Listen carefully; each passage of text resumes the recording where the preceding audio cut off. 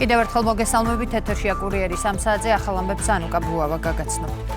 2 წელი შოვის ტრაგედიიდან 2023 წლის სამაგვისოს კურორტის ტერიტორიაზე ღვარცოფი ჩამოწვა, რასაც მსხვერპლი მოყვა. ტრაგედიას 33 ადამიანის სიცოცხლე ემსხვერპლა. სპეციალისტების დასკვნის თანახმად, ბუბისწყლის ხეობაში ადგილი ჰქონდა სტიქიური, გეოლოგიური და ჰიდრომეტეოროლოგიური მოვლენების თანხმედრას, რამაც ექსტრემალური ხასიათის ღვარცოფული ნაკადის ფორმირება გამოიწვია. ტრაგედიიდან 2 წლის თავზე შოუში ჩავიდა პრემიერ-მინისტრი, მინისტრთა კაბინეტის წევრებთან ერთად, პარლამენტის თავმჯდომარე, თბილისის მერი და დეპუტატები. ასევე ადგილობრივი ხელისუფლების წარმომადგენლები. შოუშია კურიერის გადამღები ჯგუფიც მარიამ კოპალეიშვილი გვერდდება ადგილიდან პირდაპირ ეთერში. მარიამ, გისმენთ. ჩვენ ახლა სწორედ იმ ადგილას ვიმყოფებით, სადაც 2 წლის წინ შოუში დატრიალდა ტრაგედია და რომელსაც იმსხვერპლა ათობით ადამიანის სიცოცხლე. ადგილზე რამდენიმე წუთის წინ ჩამოვიდა საქართველოს პრემიერ-მინისტრი ირაკლი კობახიძე, ასევე პარლამენტის თავმჯდომარე შალვა პაპუაშვილი, დედაქალაქის მერი კახა კალაძე. მათთან ერთად არიან ადგილობრივი ხელისუფლების წარმომადგენლები, ასევე საკანონმდებლო ორგანოს დეპუტატები, მინისტრთა კაბინეტის წევრები. ისინი იხსენებენ დღეს 2 წლის თავს, ესე ვთქვათ, ტრაგედიიდან. ისინი შეხვდნენ გარდაცვლილთა ოჯახის წევრებს, მათ შორის და კიდევ ერთხელ გამოხატეს მწუხარება მომხდარის გამო. რამდენიმე წუთის წინ ადგილზე ჩატარდა ასევე გარდაცვლილების სულების მოსახსენებელი პარაკლისი. როგორც ვიცით, პრემიერ-მინისტრის გადაწყვეტილებით აქ ადგილზე აშენდება მემორიალი სწორედ მათი სულების საპატივსაცემოდ და ასევე აშენდება ტაძარი, 13 ასურალი მამის ტაძარი. ჩვენ რამდენიმე წუთში ველოდებით უკვე საქართველოს პრემიერ-მინისტრს, რომელიც უკვე ჩვენთან მედიასთან გააკეთებს კომენტარს. მანამდე კი გეტყვით, რომ ადგილზე იმყოფებიან ასევე ადგილობრივებიც, ის ადამიანები, რომლებმაც 2 წლის წინ ტრაგედია საკუთარი თვალით ნახეს, დაკარგეს, მათ შორის ოჯახის წევრები. ჩვენ რამდენიმე მათგანსაც ვესაუბრეთ, რომლებიც იხსენებენ სწორედ 2 წლის წინადელ მოვლენებს და ამბობენ, რომ ეს იყო ერთ-ერთი ყველაზე მძიმე დღე, ბუნებრივია მათ ცხოვრებაში. ადგილზე, როგორც ხელისუფლების წარმომადგენლები ამბობენ, ყველაფერი კეთდება იმისთვის, რომ ახალი სიცოცხლე დაბრუნდეს. და საუბრობენ იმასთან დაკავშირებითაც, რომ ყველაფერს გააკეთებს ადგილობრივი ხელისუფლება, ცენტრალური ხელისუფლება იმისთვის, რომ ეს ახალი სიცოცხლე დაუბრუნდეს სწორედ ადგილს. ტაძრის მშენებლობას გეტყვით რამდენიმე სიტყვას, რომ უკვე დაწყებულია, გასულ წელს უკვე აკურთხეს საძირკველი ტაძრის და მშენებლობა უკვე, როგორც გითხარით, დაწყებულია. ყოველწლიურად მიმდინარეობს ასევე გარდაცვლილთა სულების მოსახსენებელი პარაკლისი და ყოველ წელს ესწრებიან მას ხელისუფლების წარმომადგენლებიც. მადლობა, მარიამ კოპალეიშვილი საუბრობდა შოვიდან პირდაპირ ეთერში. გერმანელი დიპლომატის შეთანხმება მამუკა ხაზარაძის ოჯახთან ამ დრომდე უპასუხოდ რჩება მთავარი შეკითხვა. იხდის თუ არა ბიუჯეტში უძრავი ქონების გაქირავებით მიღებულ სარგებელზე საშემოსავლო გადასახადს ხაზარაძის ოჯახი. ყავლაშვილის 14-ში მდებარე ძვირადღირებული სახლი, რომელშიც ახლა გერმანელი დიპლომატი ცხოვრობს, მამუკა ხაზარაძემ მეუღლეს 3 წლის წინ მას შემდეგ გადაუფორმა, რაც ის სასამართლომ ჯგუფურ თაღლითობაში დამნაშავეცნო. სწორედ ამ განაჩენიდან რამდენიმე თვეში იქირავა პეტერ ფიშერმა ოპოზიციონერი პოლიტიკოსის უძრავი ქონება. ხაზარაძის ოჯახმა ურთღიანი დუმილი ადვოკატების წერილობითი განმარტები დაარღვია და გერმანიის ელჩთან გაფორმებულ იჯარის ხელშეკრულებაზე მიუთითა, თავად დიპლომატი, რომელსაც დიპლომატიური ეტიკეტის დარღვევაში ადანაშაულებენ, ამ დრომდე დუმს. პოლიტიკური გამოხმაურებები ჟანა აკოფაშვილია პირდაპირ ეთერში და ის გვეტყვის უფრო მეტ. ჟანა, გისმენთ. კურიერი უკვე მესამე დღეა ცდილობს გაარკვიოს, იხდის თუ არა ბიუჯეტში უძრავი ქონების გაქირავებით მიღებულ სარგებელზე საშემოსავლო გადასახადს მამუკა ხაზარაძის ოჯახი. ამ კითხვაზე ჩვენ კონკრეტული პასუხი ამ დრომდე ვერც მამუკა ხაზარაძის ადვოკატისგან და ვერც მისი პარტიის წევრებისგან ვერ მოვისმინეთ. პარტია ლელოში თავდაპირველად განმარტეს, რომ ამ თემაზე მხოლოდ მამუკა ხაზარაძის ოჯახმა უნდა ისაუბროს, თუმცა მოგვიანებით სწორედ პარტიამ გაავრცელა მამუკა ხაზარაძის ადვოკატების სახელით გამოქვეყნებული განცხადება, სადაც ნათქვამი არის, რომ საიჯარო ხელშეკრულებები მამუკა ხაზარაძის ოჯახსა და გერმანიის ელჩს პეტერ ფიშერს შორის ნამდვილად არსებობს, თუმცა ამ განცხადებაშიც არ არის დაკონკრეტებული, იხდის თუ არა ხაზარაძის ოჯახი საშემოსავლო გადასახადს. ჩვენ ცოტა ხნის წინ მამუკა ხაზარაძის უფლებადამცველს დამატებით ინფორმაციის მიღების მიზნით კიდევ ერთხელ დავუკავშირდით, რომლის სახელითაც ჯერ კიდევ გუშინ გამოქვეყნდა განცხადება. ზვიად კორძაძე ამბობს, რომ ამ თემასთან დაკავშირებით დეტალები მისთვის უცნობია და მედიასთან კომენტარს გააკეთებს მას შემდეგ, რაც ამ თემაზე დამატებით ინფორმაციას მიიღებს. ხალისის უნდა შევახდიანოთ გონახო ყველაფერი და ჩადდება საფასურში. ამ საშემოსავლოს გადახდასთან დაკავშირებით თქვა ინტერესი. ყველაფერს გავაკეთებ, საერთოდ რაღაც საფასურში ამ თემას.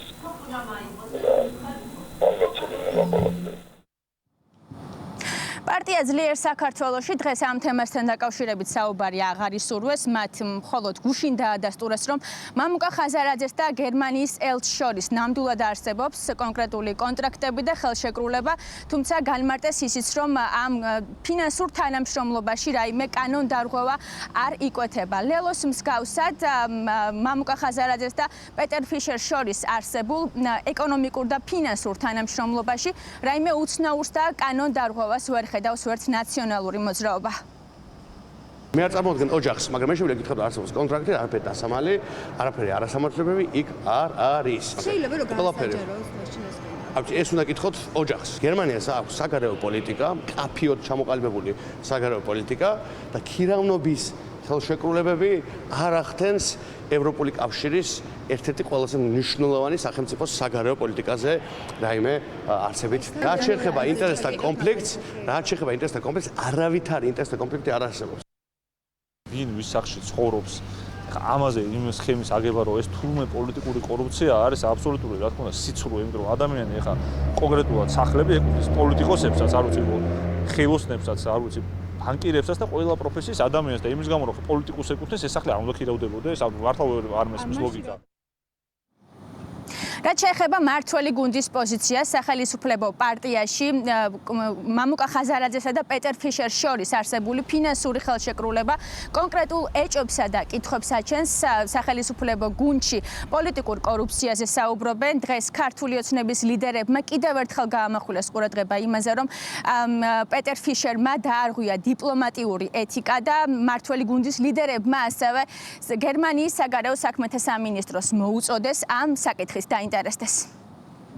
ის რომ პოლიტიკური ლიდერისაგან ქირაობ ფართს მისი ოჯახისაგან და შემდეგ მასვე დაყვები ხარდასაჭერად, ეს არის მწვერვალი უპატივცემულობისა, ყოველგვარი ეტიკეტის დარღვევისა, ეს არის პოლიტიკური კორუფცია.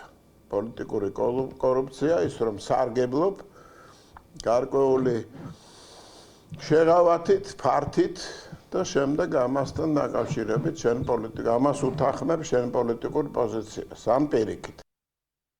და ამ წუთებში ჩვენ ისევ უნდა დაუბრუნდეთ შოუს, სადაც პრემიერ-მინისტრი მედიასთან აკეთებს კომენტარს, რომელსაც პირდაპირ ეთერში გთავაზობთ. ზაფრად გვახსენდება ეს ძმის ტრაგედია, რომელიც თელ ქვეყანას დაგვეთდა თავს, დაღუპული ადამიანები, დაღუპული ბავშვები. და რა თქმა უნდა, ჩვენი ვალია რომ გავიხსენოთ დაღუპულები, ასევე ჩვენი ვალია რომ მაქსიმუმი გავაკეთოთ იმისათვის, რომ მომავალში არ მოხდეს ასეთი ტრაგედიები. მანამდე არ არსებობდა ასეთი პრეცედენტი, რაც დაკავშირებული იყო ყინვარულ ხარცობთან და ასეთი კვლევა არ იყო ჩატარებული. ჩვენ დავიწყეთ კვლევების ჩატარება შვეიცარიულ კომპანიასთან ერთად. მთელი ქვეყნის მასშტაბით გამოვიკლებთ ყინვარებს, ეროზულ პროცესებს და ეს ყველაფერი მოგცემს, რა თქმა უნდა, შესაბამისი რისკების პრევენციის საშუალებას.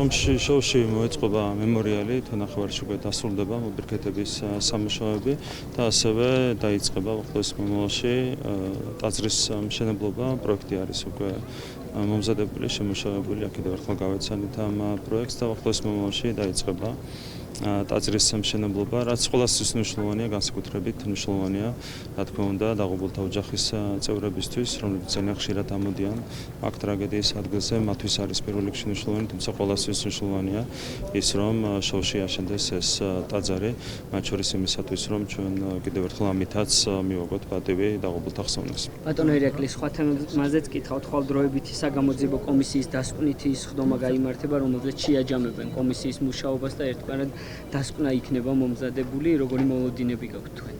ძალიან მნიშვნელოვანი სამუშაოები ჩატარდა საგამოძიებო კომისიის მიერ და ყველა ინტერესით ველოდებით ბუნებრივია საბოლოო დასკვნას, ვიცი რომ საკმაოდ მოცულობითი და შინაარსობრივად დატვირთული დოკუმენტი მზადდება და არჩენი წინ არ გავუსურვოთ მოვლენებს და დაველოდოთ ამ დოკუმენტის შინაარსს.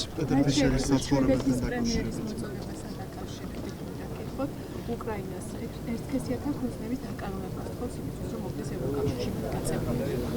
ჩვენ საუბრობდით სერიოზულ საფრთხეებზე, რაც არის ამ თემასთან ზოგადად დაკავშირებული, ძალიან აქტიურად წარმოებს პროპაგანდა ამ მიმართულებით, რაც სერიოზულ პრობლემებს ქმნის ევროპაში, ამერიკის კონტინენტზე, მსოფლიოს სხვადასხვა სივრცეში. ეს ყველაფერი აისახება პირდაპირ სტატისტიკაზე, პირდაპირ საფრთხეს უქმნიან ადამიანების პიროვნულ იდენტობას და ჩვენ გვჭირდება, რა თქმა უნდა, ჩვენი ეროვნული ინტერესების დაცვა.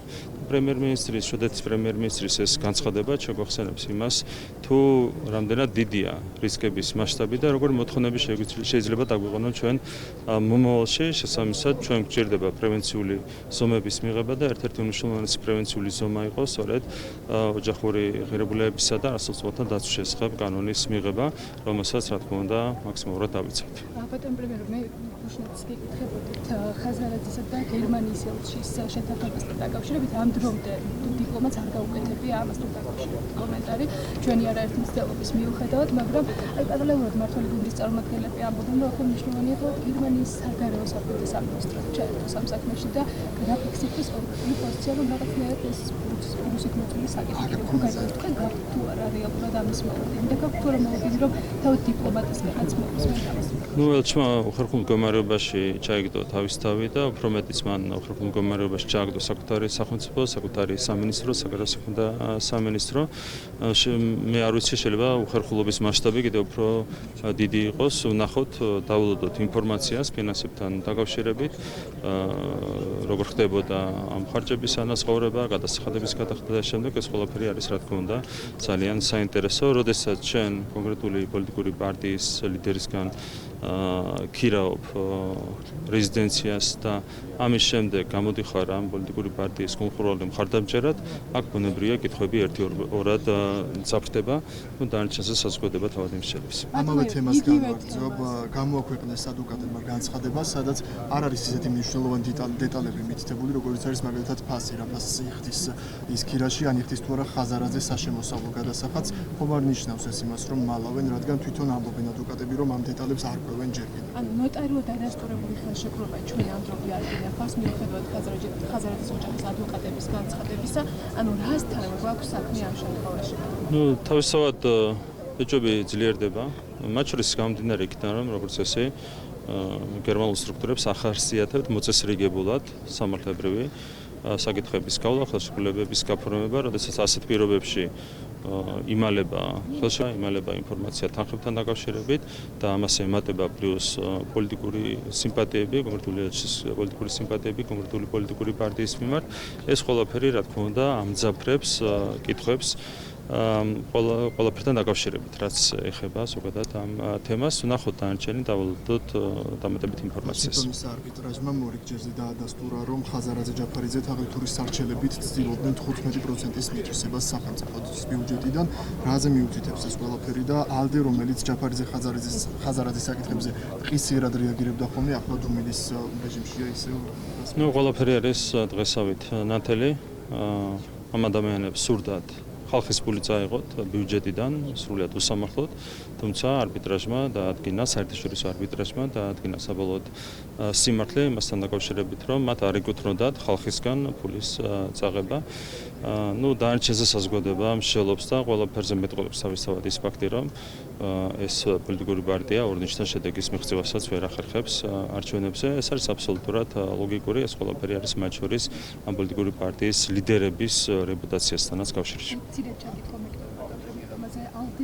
აკეთებს ასევე მართველი პოლიტიკას უხს მათთვის რამდენად თავსებურია ზოგადად ისეთი ადამიანები რომლებიც არაერთხელ ამხელებს როგორც აქტიურობენ ასევე საერთაშორისო სასამართლოში. რა თქმა უნდა მნიშვნელოვანი ალდეს კონდეს სათანადო პოზიცია მიუხედავად იმისა რომ ლელო არის ამ პოლიტიკური გაერთიანების წევრი ობიექტურობა მაინც უნდა გამორჩევდეს ხო ამ საერთაშორისო პარტიულ ორგანიზაციას ნახოთ დაულოდოთ თუ არ იქნება არავითარი რეაგირება ალდეს მხრიდან ეს იქნება იმის დასტური რომ ალდე გულშემატკივრობს რადიკალურ ძალებს განურჩევლად იმისა თუ სად არის სიმართლე და არჩევნებთან დაკავშირებით უნდა გითხოთ თბილისის მერობის კანდიდატთან ერთად იმყოფებოდით აქ და ბუნებრივია გვაინტერესებს როგორი მოლოდინები გაქვთ თვითმმართველობის არჩევნებთან დაკავშირებით მათ შორის ოპოზიცია მსჯელობს ერთიან კანდიდატზე ვინ იქნება ამასთან დაკავშირებითაც რას გვეტყობთ ну მე ფიქრობ რომ ყველა შემთხვევაში პირველ ტურში მოიგებს გახგალაძე თბილისის მერობის არჩევნებს და უფრო მეტიც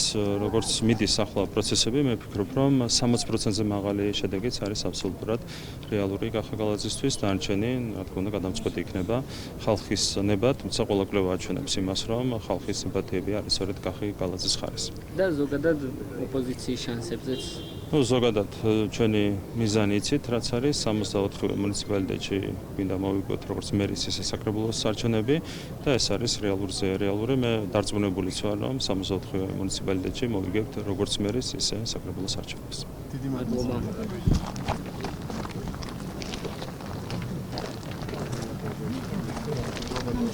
მოგესალმებით ვართ 2 წელი გავიდა ზუსტად შოვის ტრაგედიიდან დღეს იმყოფებით აქ და ეს არის პარაკლის რომ გავიხსენოთ შოვის ტრაგედია და დღევანდელ დღესთან დაკავშირებითაც რა გექნებათ რა თქმა უნდა ამ ადგილზე ყველას გვახსენდება 2 წლის წინანდელი მძიმე დღეები სტიქია რომელიც 32 ადამიანი შეიწირა გვახსოვს ეს ტრაგედია და გვახსოვს ამავე დროს ჩვენი მოსახლეობის ადგილობრივი პირველი რეაქციები და მათი მისვლა ადგილზე სადაც ეს ტრაგედია დატრიალდა ჩვენი მეხაძე მაშველების გმირობა ექიმები სამხედროები პოლიცია იცით რომ სამაშველო ღონისძიებებს მაშინ ერთი პოლიციელი და თავდაცვის ძალების წარმომადგენელი შეეწირა და ეს იყო წუთები როდესაც ტრაგედიასთან ერთად გაურკვევლობაც ბევრი იყო და შესაბამისად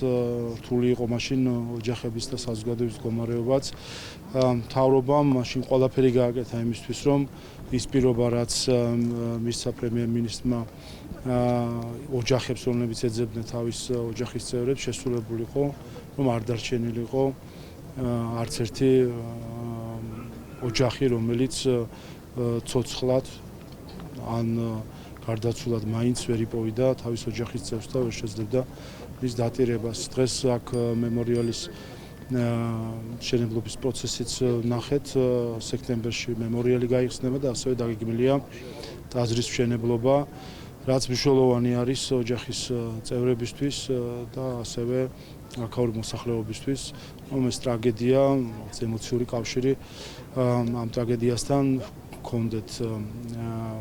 მინდა კიდევ ერთხელ ამ მომენტით ვისარგებლო და მაშინ ყველა იმ მეხანძე მაშველს, ყველა ექიმს, ყველა სამხედროს, ყველა პოლიციელს, ვინც ჩართული იყო, მათ შორის ინფრასტრუქტურის სამინისტროს წარმომადგენლები, ვინც ჩართული იყო აი ამ სამაშველო ოპერაციაში კიდევ ერთხელ მადლობა გადავუხადოთ, აი მაშინ გამოჩნდა, რომ ძალა ნამდვილად ერთობაში არის და ერთობლივი ძალებით დაუღალისით და ღამით მუშაობდა ყველა, რომ ოჯახებს, რომლებიც ეძებდნენ თავის ოჯახის წევრებს, ქონოდათ პასუხები. ბატონო შავა, ხვალ დროებით საგამოძიებო კომისიის შემაჯამებელი სხდომაა დასკვნითი, ასე ვთქვათ, ფაზა, რას ფიქრობთ ამ დოკუმენტთან დაკავშირებით, როგორი მოლოდინები გაქვთ და ასევე რა ძალა იქნება საბოლოო ჯამში ამ დოკუმენტს?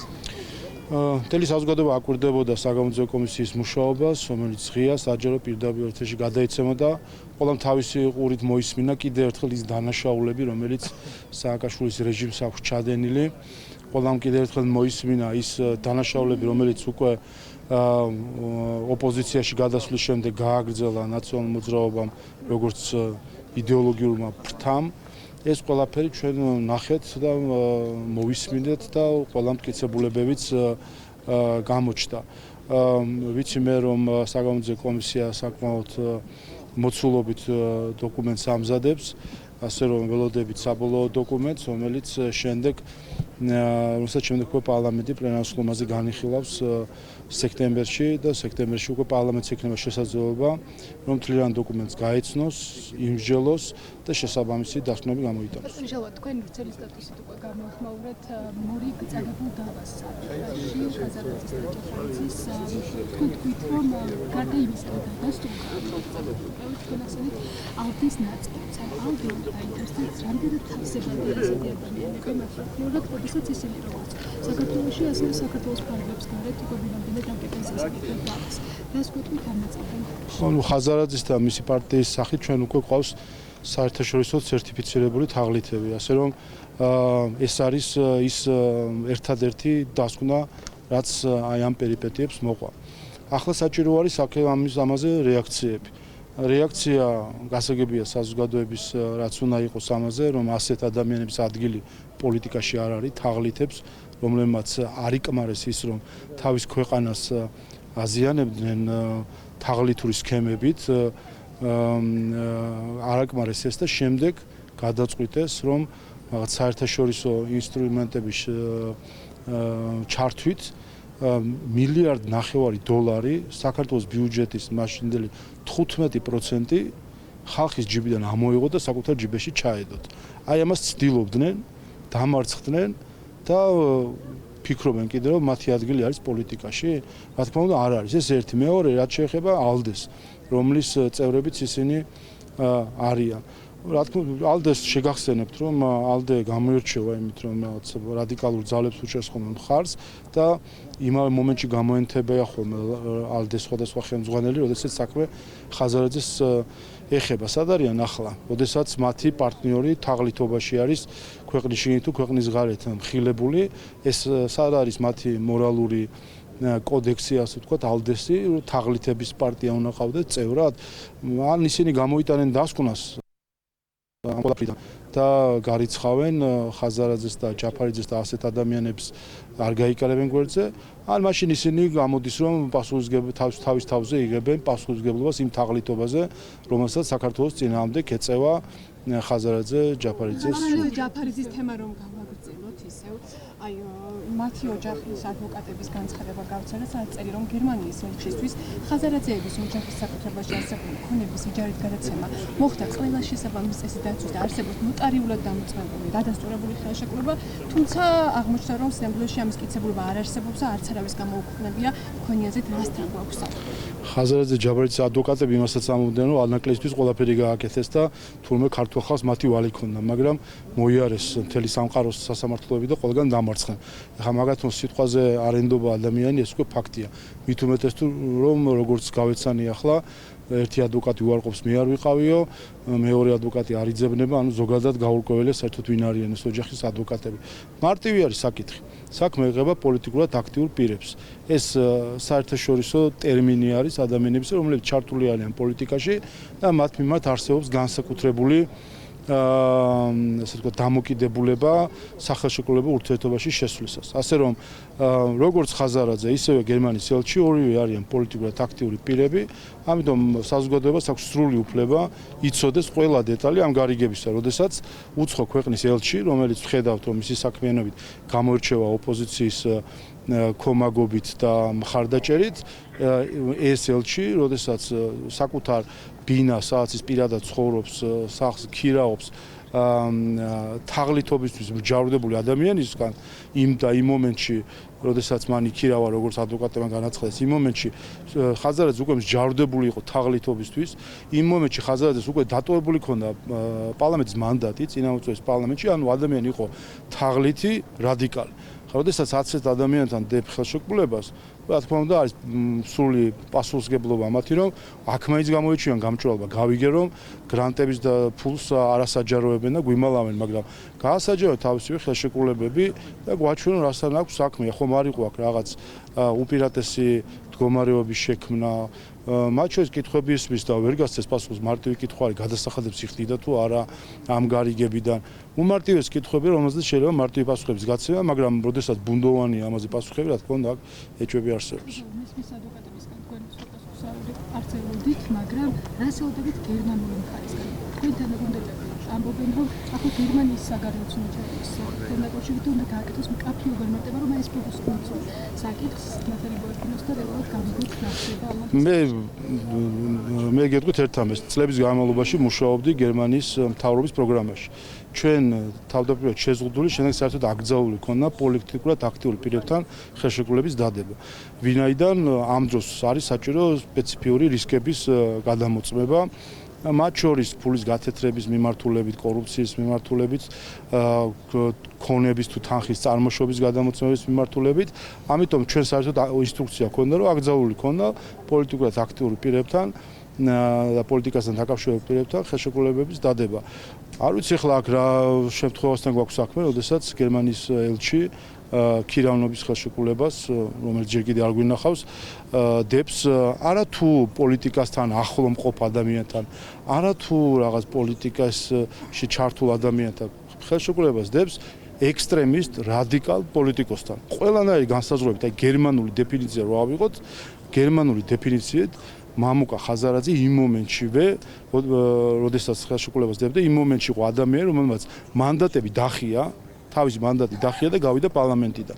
იყო გერმანული დეფინიციით ეს არის ექსტრემისტი პოლიტიკოსი. როდესაც ექსტრემისტ პოლიტიკოსთან დებ ხელშეკრულებას, არ ვიცი მე ხარ რამდენი საქმის კურსში იყო საგარეო საქმეთა სამინისტრო გერმანიის და ასე შემდეგ, მაგრამ ვინც არ უნდა ყოფილიყო საქმის კურსში, ჩვენი გვადარდებს, ხო? როდესაც ხედავთ რომ უცხო ქვეყნის ელჩი სახელმწიფო ურთიერთობაში არის ოპოზიციურ რადიკალურ ექსტრემის პოლიტიკოსთან, ეს რომ ამ შედეგებს მოიტანდა საბოლოო ჯამში, მე მგონი ცხადი იქნებოდა მისთვის. შვედეთის პრემიერის განცხადებასთან დაკავშირებით გითხავთ, რომელთაც უკრაინას ომში მყოფ ქვეყანას მოუწოდებს დაარეგულიროს ერთნაირსქესიანთა ქორწინების საკითხი, როგორც განცხადებიდან ირკვევა, ამის საპირწონედ უკრაინის ევროპასთან დაახლოება დგას. როგორ შეაფასებთ ამ განცხადებას და რა მოლოდინები გვაქვს საქართველოსთან? აი ზუსტად ეს არის ის სამწუხარო ტენდენცია, რასაც ჩვენ ხედავთ ევროპული ინტეგრაციის პროცესში. იცით რომ 27 წევრი არის ევროკავშირში, 27-ვე ქვეყნის ხმა გადამწყვეტია ნებისმიერ ეტაპზე ევროპული ინტეგრაციის კანდიდატის სტატუსის მინიჭება, მოლაპარაკების გახსნა, მოლაპარაკების დახურვა, შემდეგ მოლაპარაკების გახსნა, დახურვა და ესე იქნება ათეულობით გადაწყვეტილება და ბოლოს გადაწყვეტილება გაწევრიანებასთან დაკავშირებით. და ჩვენ ვხედავთ ბოლო პერიოდში სამწუხარო ტენდენციას და ეს ბალტემა დაიწყეს ბალტიის ქვეყნებმა, რომ უყურებენ არა საერთო წესებს და პროცედურებს და კრიტერიუმებს ევროკავშირში წესვის, არამედ ყველა სახელმწიფო რაღაც საკუთარ დღის წესრიგებს იღებს და ყველა პოლიტიკური ხელმძღვანელობა ამა თუ იმ ქვეყნის და თავის გემოვნებაზე არგებს ევროპულ ინტეგრაციას. შვედეთის პრემიერ-მინისტრისთვის რატომღაც მაინც და მაინც LGBT ქორწინება გამორჩეული, ვიღაცისთვის რაღაც სხვა იქნება და ახლა 27 ქვეყნის გემოვნებაზე უნდა იაროს კანდიდატმა ქვეყნებმა ეს პროცედურა უნდათ რომ დანერგონ ევროკავშირში ინტეგრაციის. ეს არის ერთ-ერთი გარდა შინაარსისა მთავარი ამავე დროს არის პროცედურული თვითნებობა, რასაც ჩვენ ახლა ვხედავთ, რომ ესათვის ქვეყანა იგონებს რაღაც დამატებით საკითხებს, კრიტერიუმებს, რომელიც მისი პოლიტიკური დღესდღეობის ნაწილი არის და თავს ახვევს გაწევრიანების პროცესს. ეს ერთი, მეორე, რაც შეეხება შინაარსს, ბოლო-ბოლო ჩამოყალიბდნენ, ხომ? ესე იგი იყო ეკლესიის განცხადება, საქართველოს მართლმადიდებელი ეკლესიის განცხადება, მას შემდეგ რაც იყო ევროკომისიის წერილი, სადაც მოითხოვდნენ ოჯახური ღირებულებების შესახებ კანონის გაუქმება, რომელიც ზუსტად ამ საკითხებს ეხება. ეკლესიამ რომელიც თქვა, რომ ყოველ ჯერზე ეკლესიის მიმართ, მათ შორის პატრიარქის მიმართ იყო პირობა ევროკავშირის წარმომადგენლების მხრიდან, რომ არ იქნებოდა არანაირი მოთხოვნა ევროკავშირის ინტეგრაციის გზაზე, რომელიც ეწინააღმდეგება იმ ტრადიციულ ღირებულებებზე, რომელსაც ევროპა საერთო ჯამში წესით დგას. ამის შემდეგ, ამ განცხადების შემდეგ თავისივე NGO-ები დაასიეს საქართველოს საპატრიარქოს, რომ თითქოს ის ამ განცხადებიდან გამომდინარე და თითქოს არავინ არაფერს არ ითხოვს. ახლა ისევ გვესმის, რომ შვედეთის პრემიერი ითხოვს. აი რა არის ამაში ხა პრობლემა? გამოვიდეს შვედეთის საელჩო, ესეც შვედი ხომ არ არის დეპუტატი არ არის, რომ ხელები დაიბანოს საელჩო, თქვას რომ დეპუტატს და პარლამენტს ის არ წარმოადგენს. მისი ქვეყნის პრემიერ-მინისტრია, მისი უშუალო ხელმძღვანელი არის. გამოვიდეს შვედეთის საელჩო და განმარტოს. არის თუ არა ეს შვედეთის მთავრობის კრიტერიუმი, როდესაც მათ შორის LGBT ქორწინების დაშვება არის თუ არა შვედეთის სახელმწიფოსთვის მთავრობისთვის კრიტერიუმი კანდიდატ ქვეყნებთან დაკავშირებით გადაწყვეტილების მიღებისა.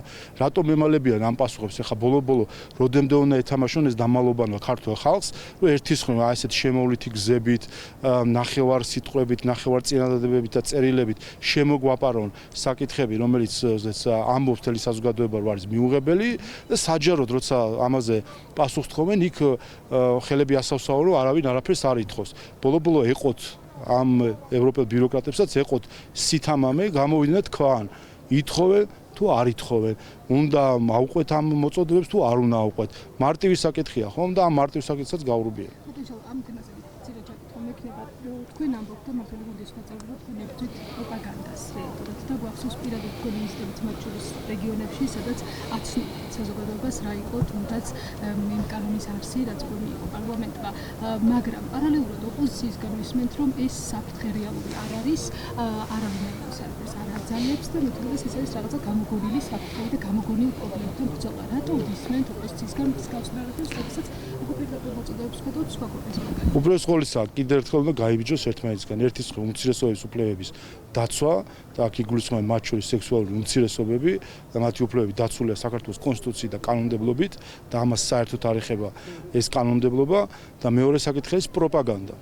რომელიც ზუსტადაც ამ პროპაგანდის შეზღუდვის ნაწილი არის კანონი, რომელიც ბანალურ ჭეშმარიტებებს ამბობს, რომ ბაღებში და სკოლებში არ იყოს LGBT პროპაგანდა. გამოვიდნენ და გვითხრან მაშინ, რომ არა, უნდა იყოს. ხო შეუძლებელია ხა ამ ასეთ თემებზე ესეთ შემოვლითი დისკუსიები რომ არის. რაც შეეხება თავად რისკებს ევროკავშირის უმეტეს ქვეყნებში როგორც სქესის შეცვლა არის დაშვებული, ის LGBT ქორწინება არის დაშვებული, ის პროპაგანდა სკოლებში და ბაღებში არის დაშვებული და ასე შემდეგ. ჩვენ ხედავთ ტენდენციას და ზუსტად შვედეთის პრემიერ-მინისტრის განცხადება არის ამის დასტური, რომ ცდილობენ რომ ეს საკითხები აქციონ არა ქვეყნის საშინაო საკითხებად, არამედ აქციონ ევროკავშირში ინტეგრაციის კრიტერიუმად. შვედეთის პრემიერ-მინისტრმა ეს თქვა, რომ ეს არის კრიტერიუმი ევროკავშირში ინტეგრაციის. ამიტომ რა თქმა უნდა, ზუსტად ამაში არის ის რისკები, რომელსაც სჭირდება დაზღვევა. გარდა იმისა, რომ აქ კითხვები ისმებოდა შეიძლება თუ არა ჩვენ დაშვებული იყო, მათ შორის სამართლებრივადაც სქესის შეცვლა და ამ კანონმა შეზღუდა ზუსტადაც ეს მომენტები. გამომდინარე იქიდან რომ არ იყო ამგზალავი ნორმები, იყო საკითხები, რომელიც სამართლებრივი დასაშვები იყო, მათ შორის გავიხსენოთ სახელმძღვანელოები, გავიხსენოთ სხვადასხვა დაწესებულებებში გავრცელებული ბუკლეტები, რომელიც ზუსტად LGBT პროპაგანდის იყო. გახსოვთ მაკდონალდსის შემთხვევა, რატომ ამოიღეს ეს ბუკლეტი მაკდონალდს რომ დაარიგე ერთი დღე, მეორე დღე რატო ამოიღო? თუ კი ასე ვთქვათ დაშვები და მისაღები არის, როდესაც ბავშვებში ხდება LGBT პროპაგანდა. ამიტომ ყოველდღიურობაში ამას ყველა აწყდება და ხედავს და ამიტომ მნიშვნელოვანი არის ამისი სამართლებრივი მოწესრიგება. ბატონო შალვა, ოპოზიციის საერთო კანდიდატებზე უნდა გკითხოთ თვითმმართველობის არჩევნებისთვის, რა შანსები აქვს თქვენი აზრით ოპოზიციას ამ არჩევნებზე? ჩვენ ახლა ხედავთ რომ 4 ბარიერ გადალახული პარტიიდან 2 აპირებს მონაწილეობა მიიღოს, 2 უარსამომსო მონაწილეობა მიიღოს, 2 გულისხმობ ლელოს და გახარიას როგორც ჩანს მათ კონსულტაცია აქვს რაღაც ერთიანი კანდიდატებით იყვნენ. ეხლა თუ როცა შევხედავთ ლელოს და გახარიას, კიდევ ერთხელ ერთის ყავს საერთაშორისო თაღლითი ხაზარაძის სახით და მეორე ყოფითი მატყუარა გახარიას სახით. ეხლა საერთაშორისო თაღლითი და ყოფითი მატყუარა როცა ერთად დაждდებიან, ამ საქმიდან კაი არაფერი არ გამოვა, მე მგონი მათთვისაც გასაგები უნდა იყოს. ბატონო შალვა, ისევ რომ დავუყოვნოთ აი მამუკა ხაზარაძის თემას, მუსპრეს სამსახურში ამბობენ, რომ ხაზარაძეების ოჯახის ადვოკატების სახელით გამოყენებული განცხადების ერთ-ერთი ავტორი არის ზვიად კორწაძე, თუმცა თავად ზვიად კორწაძე არ ნიშნავს უყურებს რა ასტაკო აქვს. არ ვიცი, რა გითხრათ, ხაზარაძე ჯაფარაძის თაღლითობის ეპოპეა უკვე, რა ვიცი, მართლაც ეპოპეად იქცა, ტყულს ამატებენ, თაღლითობას ამატებენ. ეს არის ტიპიური დამახასიათებელი ნიშანი ზოგადად თაღლითის, როდესაც ერთ თაღლითობაში გამოიჭერენ, შემდეგ მეორე თაღლითობას იწყებს, ასე ვთქვათ, კომბინატორობის მთელი შინაარსი ამაში მდგომარეობს და კიდევ ერთხელ მარტივი კითხვები არის, როცა მარტივ კითხვებს ვერცემენ მარტივ პასუხებს და ბუნდოვან პასუხებს წემენ ან გაურბიან პასუხებს, ამით პირველ რიგში საკუთარ თავს ამხელენ. მადლობა. თქვენ უსმენდით საქართველოს პრემიერ-მინისტრისა და პარლამენტის თავმჯდომარის კომენტარებს მედიასთან, მათ ისაუბრეს შოვის ტრაგედიასთან დაკავშირებით და უპასუხეს ჟურნალისტების შეკითხვას სხვადასხვა მიმდინარე თემაზე, მათ შორის საგამოძიებო კომისიასთან დაკავშირებით, რომელიც ხვალდასკვნით სხდომას გამართავს. კანონმდებლები განიხილავენ და დაამტკიცებენ დასკვნის პროექტს, რომელსაც კომისია საშემოდგომო სესიის დაწყებისას პარლამენტის პლენარულ სხდომაზე წარადგენს. საუბარია 2013 წლებში ყოფილი ხელისუფლების პოლიტიკური თანამდებობის პირების საქმიანობაზე და მათ გადაწყვეტილებებზე. გადარდა უზარმაზარი სამუშაო, მინდა განსაკუთრებით გამოვყო ყოველგვარი, ესე იგი, ყალბი პათეტიკის გარეშე თეატრი ლუკიანის როლი. მისმა უდიდესმა გამოცდილებამ ის 10 წელზე მეტი მუშაობდა სტრასბურგის სასამართლოში, ძალიან მაღალ დონეზე აწია დასკვნის სტანდარტი. თქვენ ნახავთ, რომ ამ დასკვნაში არაფერი იქნება ისეთი არც ერთი ფრაზა, რომლის წყარო არ იქნება მითითებული და შესაბამისი მტკიცებულება არ იქნება მითითებული. მას ექნება შესაბამისი დანართები, სადაც ყველაფერი ამის ხილვა იქნება შესაძლებელი. თამამად შემიძლია გითხრათ, ახლა მე პროექტს ვიცნობ, რა თქმა უნდა, რომ ეს იქნება ერთ-ერთი საუკეთესო დოკუმენტი ამ ტიპის კომისიისა, რომელიც ოდესმე შექმნილა საქართველოში. ერთნაირსქესიანთა ქორწინების დაკანონების მოთხოვნა, რომელსაც შვედეთი უკრაინას უყენებს, მიუღებელია საქართველოს ხელისუფლებისთვის. ის, რასაც ევროკავშირის წევრი სახელმწიფო კანდიდატ ქვეყანას პირდაპირ სთხოვს ქართული ოცნების თქმით, ევრობიუროკრატებმა არაპირდაპირი გზით უკვე მოითხოვეს საქართველოსგანაც. ოპოზიცია ამტკიცებს, რომ ერთნაირსქესიანთა ქორწინების დაკანონებას უკრაინას არავინ ავალდებულებს და ეს საფრთხე საქართველოს შემთხვევაში არსებობს. სტოკჰოლმისგან მკაფიო განმარტებას ისევე ელოდება თბილისი. სახელისუფლებო გუნდი ამბობს, რომ ერთნაირსქესიანთა ქორწინების კანონების წინაპირობა ევროკავშირში გაწევრიანების ფორმალურ მოთხოვნებს ეწინააღმდეგება. მოთხოვნა ევროკავშირის მხრიდან არის ეს, რომ არ უნდა იყოს დისკრიმინაცია არც ერთი უმცირესობის მიმართ. ეს არის მოთხოვნა, არავინ არ გთხოვთ ერთსქესიანთა ქორწინების დაკანონებას, ამას გეუბნებით. და არც მათ შორის შვედეთის პრემიერის განცხადებაში ეს არის გულისხმობა. სექსუალური უმცირესობის უფლებების დარღვევა კი არა. ზოგადად ევროკავშირის მხრიდან ამ მოთხოვნების პროაქტიული დაყენება თუ მოხდება, ეს ხდება, რა თქმა უნდა, კარგად გვესმის ყველას, არასწორი, იმიტომ რომ ქვეყანა იმყოფება ომში.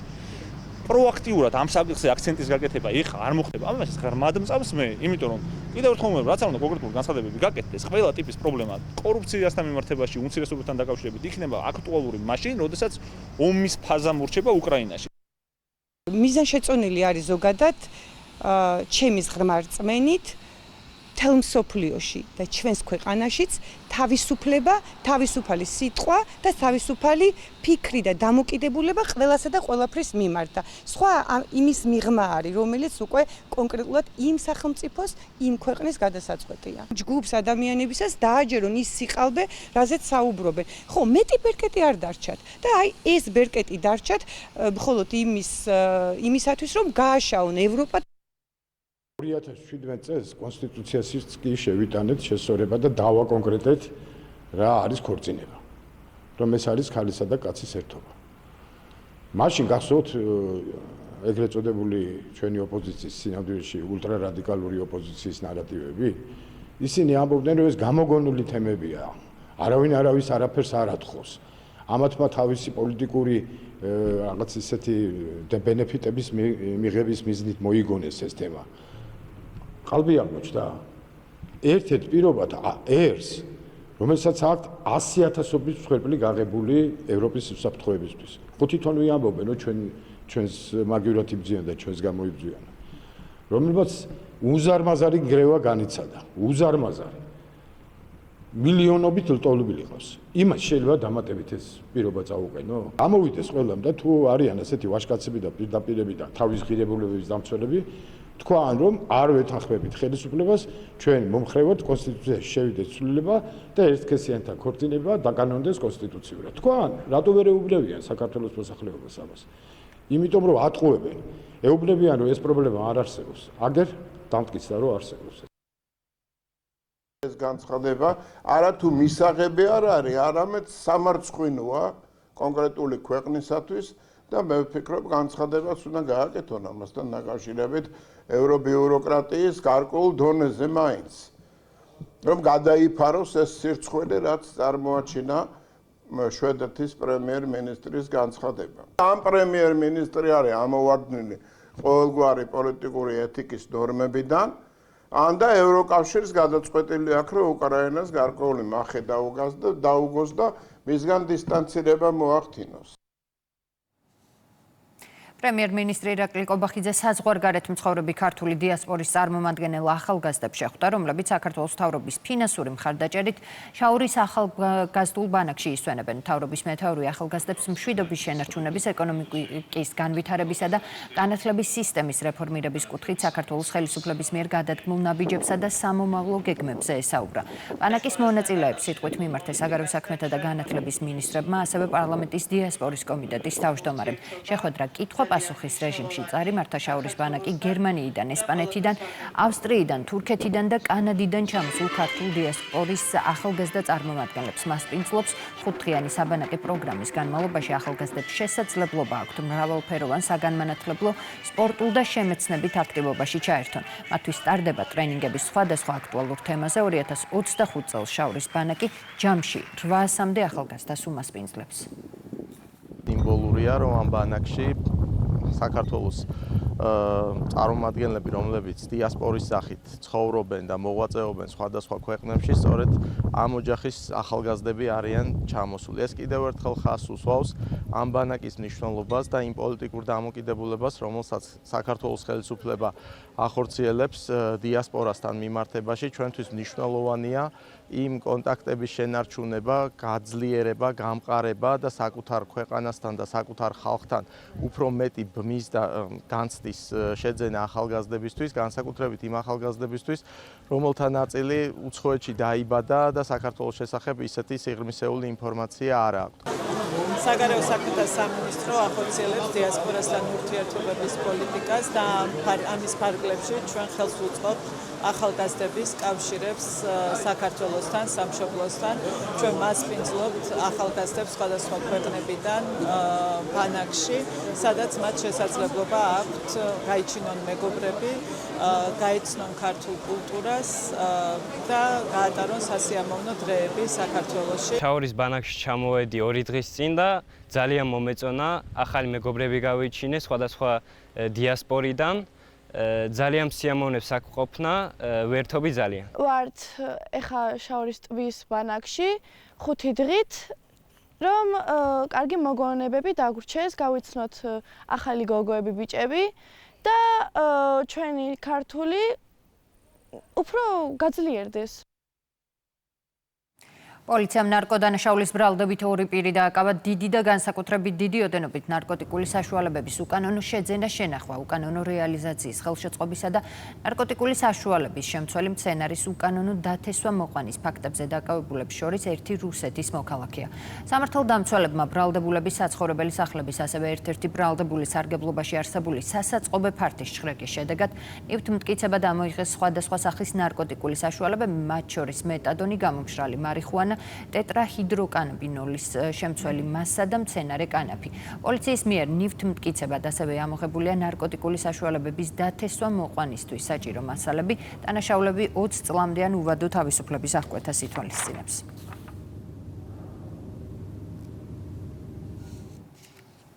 შინაგან საქმეთა მინისტრმა გეკა გელაძემ სამცხე-ჯავახეთის პოლიციისა და საპატრულო პოლიციის დეპარტამენტის დანაყოფების ხელმძღვანელებთან სამუშაო შეხვედრები გამართა. მინისტრი რეგიონში განთავსებულ სამინისტროს სხვა სტრუქტურულ დანაყოფებსაც ეწვია და სასაზღვრო პოლიციის სტრატეგიული მილსადენების დაცვის, პოლიციის საგანგებო სიტუაციების მართვის სამსახურის სამუშაო სივრცეები, ტექნიკა და აღჭურვილობა დაათვალიერა. სამუშაო შეხვედრებს გეკა გელაძესთან ერთად ასევე ესწრებოდნენ მინისტრის მოადგილეები, გეკა გელაძემ რეგიონის პოლიციის დეპარტამენტის ხელმძღვანელი პირების მათ სამოქმედო ტერიტორიაზე დანაშაულთან ბრძოლის, დანაშაულის სტატისტიკისა და გახსნის მაჩვენებლის, ასევე საპოლიციო პრევენციული ღონისძიებების შესახებ დეტალური ინფორმაცია მოისმინა. მინისტრმა სამუშაო შეხვედრაზე ყურადღება გაამახვილა სამინისტროს პრიორიტეტულ მიმართულებებზე და თანამშრომლებს გაწეული ეფექტიანი საქმიანობისთვის მადლობა გადაუხადა. ანტიკორუფციული ორგანოების დამოუკიდებლობის აღდგენის შემდეგ უკრაინაში მასშტაბური კორუფციული სქემა გამოაშკარავეს, რომელშიც სამთავრობო პარტიის ხალხის მსახურის დეპუტატი და სამხედრო ადმინისტრაციების ხელმძღვანელები მონაწილეობდნენ. საქმეზე რამდენიმე პოლიტიკოსი და სამხედრო დაკავებული კორუფციული სქემა სახელმწიფო უწყებებს და კერძო კომპანიებს შორის დრონების და რადიოელექტრონული ბრძოლის საშუალების 30%-ით გაზრდილი ფასით შესყიდვის კონტრაქტებს მოიცავდა. მიღებულ შემოსავალს დანაშაულში მონაწილეები იხებდნენ. ანტიკორუფციულმა სააგენტოებმა უკრაინის უმაღლესი რადას დეპუტატის, რაიონული და მუნიციპალური ადმინისტრაციების ხელმძღვანელების და ეროვნული გვარდიის სამხედრო მოსამსახურეების მეხთამეობა გამოაშკარავეს. სამწუხაროდ ეს კორუფციული სქემები რადიოელექტრონული ბრძოლის სისტემების და დრონების შესყიდვას მოიცავდა. ეს ამორალურია. სრული სამართლებრივი პასუხისმგებლობა უნდა დადგეს. მადლობა გადაუხადე ანტიკორუფციული სააგენტოების ხელმძღვანელებს შესრულებული სამუშაოსთვის, განსაკუთრებით კი ასეთი ფაქტების გამოაშკარავებისთვის. ველით სამართლიან განაჩენებს. ომი გრძელდება უკრაინაში. რუსეთის ძალებმა ქვეყნის ქალაქებზე და დასახლებებზე მორიგი თავდასხმა დრონებით და რაკეტებით განახორციელეს. დონეცკის ოლქზე თავდასხმებს 5 ადამიანი ემსხვერპლა, დაჭრილია 11 პირი. ხერსონში 2 მოქალაქე დაიღუპა, არიან დაშავებულებიც. განადგურებულია საცხოვრებელი სახლები, კერძო მეურნეობები და სამოქალაქო ინფრასტრუქტურა. მიმდინარეობს სახანძრო სამაშველო ოპერაციები. საპასუხო იერიშებს ახორციელებს უკრაინაც. სოჭის ადლერის რაიონში ნავთობის ბაზაზე საწვავის რეზერვუარი იწვის. მიზეზი უკრაინული დრონის აფეთქება გახდა. უკრაინამ დრონები ვორონეჟის, ბელგოროდის, ბრიანსკის, კურსკის და ნიჟეგოროდის ოლქების კრასნოდარის და ანექსირებული ყირიმის მიმართულებით გაუშვა. მრავალათასიანი დემონსტრაცია გაიმართა თელ-ავივში. მონაწილეებმა ტერორისტული ორგანიზაციის ჰამასის ღაზაში გატაცებული მძევლების გათავისუფლება და ომის დასრულება მოითხოვეს. აქციამდე ჰამასმა გავრცელა ვიდეო, რომელშიც ისრაელ მძევალს საკუთარ საფლავს ათხრევინებს. ის მიწისქვეშა გვირაბშია დატყვევებული და უკიდურესად გამხდარია. განცხადება გავრცელეს მძევლების ოჯახის წევრებმა, მათ ისრაელს და საერთაშორისო საზოგადოებას მოუწოდეს ჰამასის სისასტიკეს წინააღმდეგობა გაუწიონ.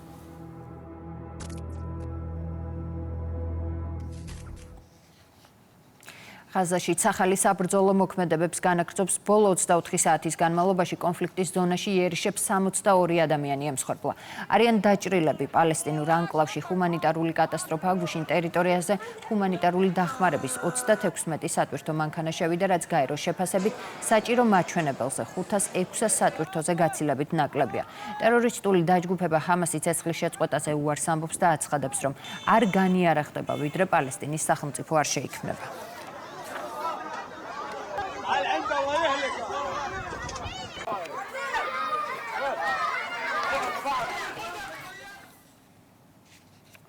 ხუთა 62 წლის განმავლობაში პირველად კამჩატკაში კრაშენინიკოვის ვულკანი ამოიფრქვა. ფერფლის სვეტი 6 კილომეტრის სიმაღლეს აღწევს. ექსპერტების შეფასებით ვულკანური აქტივობა შესაძლოა რეგიონში მიწისძვრების სერიასთან იყოს დაკავშირებული. კამჩატკის სანაპიროსთან დღეს კიდევ ერთი 6.8 მაგნიტუდის სიმძლავრის მიწისძვრა მოხდა. მოსალოდნელია ცუნამიც. რეგიონში მიწისძვრების სერიის გამო ცუნამის საშიშროება 10-ზე მეტ ქვეყანაში იყო გამოცხადებული.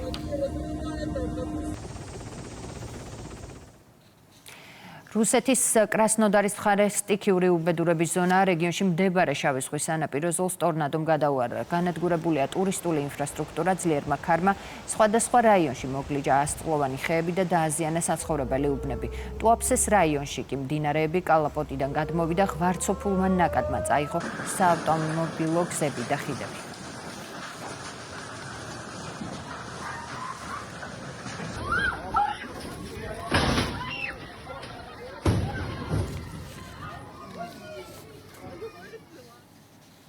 პროექტი ჯარის ბანაკი მეშვიდე როტაციას მასპინძლობს საჩხერის სამთო მომზადების სკოლასა და კოჯრის სერჟანთა აკადემიაში. საქართველოს სხვადასხვა რეგიონის მოსწავლეები იმყოფებიან. ისინი სამედიცინო და საინჟინრო სწავლებებთან ერთად ინსტრუქტორებისგან იღებენ ინფორმაციას დრონების ფუნქციონირებისა და დანიშნულების შესახებ. სამხედრო დისციპლინების გარდა ბანაკს საპატრიარქოსთან არსებული თეატრალური დასი სტუმრობს და ბავშვებს შემეცნებით საგანმანათლებლო წარმოდგენებს თავასობს. ეს გავიარეთ სამედიცინო, საინჟინრო და დრონების მომზადება. ყველაზე მეტად მომეწონა სამედიცინო მომზადება, რადგან იყო საინტერესო და მომავალში ვფიქრობ, რომ ძალიან გამომადგება, რადგან პირველად დახმარება ყველა ადამიანისთვის აუცილებელია. ჩემი ინიციატივა იყო, ძალიან მინდოდა აქ წამოსვლა და ზოგადად ყველას შეჯარის ბანაკს, იმიტომ რომ აქედან ძალიან ბევრ ახალ თავგადასავლებს გაიტანენ. ჩემთვის ყველაზე საინტერესო იყო დრონის აფრენა, რადგანაც იყო სახალისო, ვისწავლეთ რაღაცეები, რაც ჩვენ არ ვიცოდით ჯერჯერობით. ჩემთვის საუკეთესო იყო საინჟინრო მოსწავლება. გვიყვებოდნენ ნაღმებზე თუ როგორ ხდება მეომრების შეჩერება, შემდეგ ტერიტორიების ანაღვა, ნაღმების მოძებნა, განადგურება და ძალიან ბევრი საინტერესო ფაქტი მოგვიყვანა. ყველას აპარატები, კერძოდ დრონები, DJI Mavic 3, რომელსაც ახალგაზრდობა მათი მაღალი დაინტერესებიდან გამომდინარე ეცნობა. დღის განმავლობაში ვახდენთ ამ მის ტექნიკური მონაცემების და შესაძლებლობების, ასე ვთქვათ, გაცნობას. ხდება უშუალოდ მათი ჩართვაც არსებული აპარატის გამოყენებაში. რუსთავში საქართველოს ჩემპიონატი ტარდება ნიჩბოსნობაში ტურნირში. თბილისის, რუსთავის, მცხეთის, დუშეთის, ქუთაისის, ფოთის და ბათუმის 200-მდე სპორტსმენი მონაწილეობს. 500 მეტრიან დისტანციაზე გამარჯვებული სპორტსმენები უკვე გამოვლენილია. ტურნირი საქართველოს კანოეს და ნიჩბოსნობის ფედერაციის და რუსთავის მერიის ორგანიზებით იმართება. უკვე მეორე წელია რუსთავის ცენტრალურ პარკში ჩვენ უნიკალურ ტბაზე მასპინძლობთ საქართველოს ჩემპიონატს ნიჩბოსნობაში. სწორედ ახალმა ინფრასტრუქტურამ მოგცა შესაძლებლობა, რომ მსგავსი დონის შეხვედრები ჩვენს ქალაქში გაიმართოს, რაც ძალიან სასიამოვნოა და ყველაზე მნიშვნელოვანია პოპულარიზაცია ამ სპორტის, რომ რაც შეიძლება მეტი ახალგაზრდა დაინტერესდეს და იყოს ჩართული და დაკავებული ჯანსაღი ცხოვრების წესით. ჩვენმა ქალაქმა დაიმსახურა იმის პრესტიჟი და იმის თამასა აწია, რომ საქართველოს ჩემპიონატები და ასეთი დონის შეჯიბრებიც ამ ტერიტორიაზე ჩატარდეს ხოლმე. მონაწილეობს 200-მდე სპორტსმენი, საკმაოდ დაძაბული შეჯიბრი არის, საკმაოდ დაძაბული სიტუაცია არის. მე მიხარია რომ ხედა უფრო და უფრო მეტი ახალგაზრდობა ინტერესდება ამ სპორტით, უფრო და უფრო მეტი ჩართულობა არის. ვიცი და მჯერა რომ უმეტესი მათგანი ჩემ გვერდზე იბრძოლებს დიდ შეჯიბრებს. შეჯიბრომ შვენივრად ჩაიარა. სპორტსმენები კმაყოფილები არიან, რა თქმა უნდა, ტრენერებიც, რაც მთავარია, კმაყოფილები არიან შედეგებით. პირდაპირ ეთერში უბრუნდებით 6-ზე, მანამდე კი ყველა მნიშვნელოვან სიახლეს გაიცანით ჩვენს ვებგვერდზე. რუსთავი 2.gt.